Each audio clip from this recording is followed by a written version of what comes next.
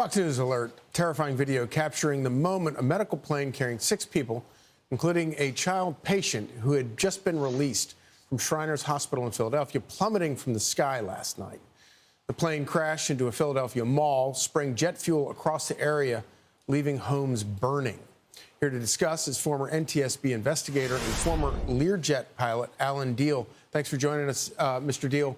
So obviously we have seen all of this pretty dramatic video of the plane crashing. What do you see as a pilot that maybe the rest of us don't necessarily understand about from watching these videos? Well, obviously the most impressive thing, the scariest thing, is the angle that it descended at. We've seen this in another Learjet accident in Mexico. By the way, this was a Mexican registered Learjet, as you probably know. And I know the NTSB will be looking at the maintenance history as best they can with the Mexican authorities on this particular aircraft. But perhaps the stabilator, the tail, of course, controls the pitch angle, the nose up, down. If that failed or ran away, you could get this kind of descent.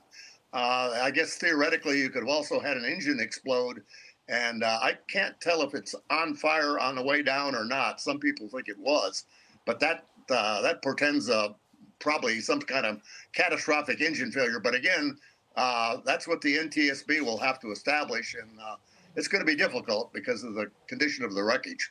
Yeah, so when you say it was a Mexican-registered Learjet, does that mean that the jet would have been on an inspection regime as prescribed by Mexican regulators as opposed to U.S. regulators? Because my understanding is that most of these Learjets in the United States, anyway, are pretty heavily inspected equipment.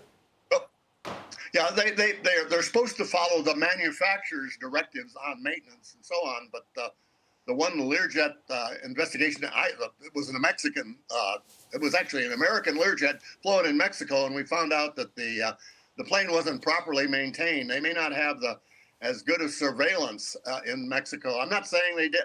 This aircraft was defective, and it's the responsibility of the Mexican authorities. I'm simply saying, in that other case, it was one that killed Jenny Rivera. That Learjet also fell out of the sky.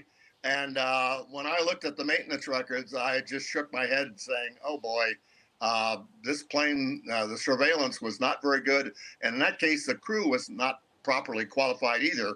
But I'm not saying this is the case now. That's what the NTSB will have to sort out in future weeks and months. Right. So obviously this comes on the heels of another tragedy in Washington, D.C.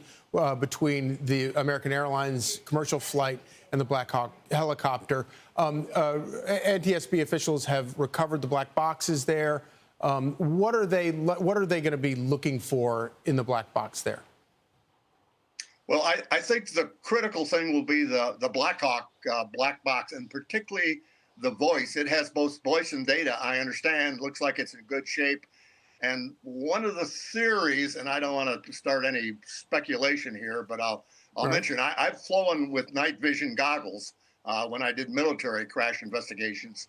And if you are wearing night vision goggles and a bright light hits you, all of a sudden you go blind momentarily. Now remember, both the President and the Secretary of Defense have said there was an elevation problem, an altitude problem.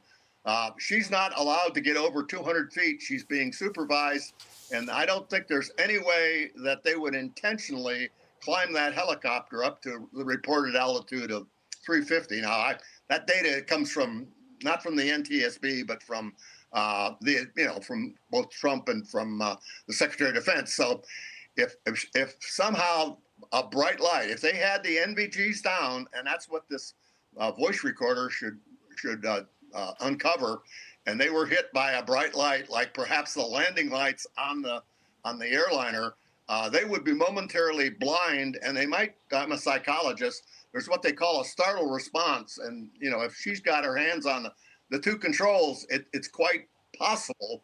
This is what the NTSB has got to sort out. So, short answer is those recorders are going to be critical, but particularly the Black Hawk recorder and the voice segment. They're in, Charlie.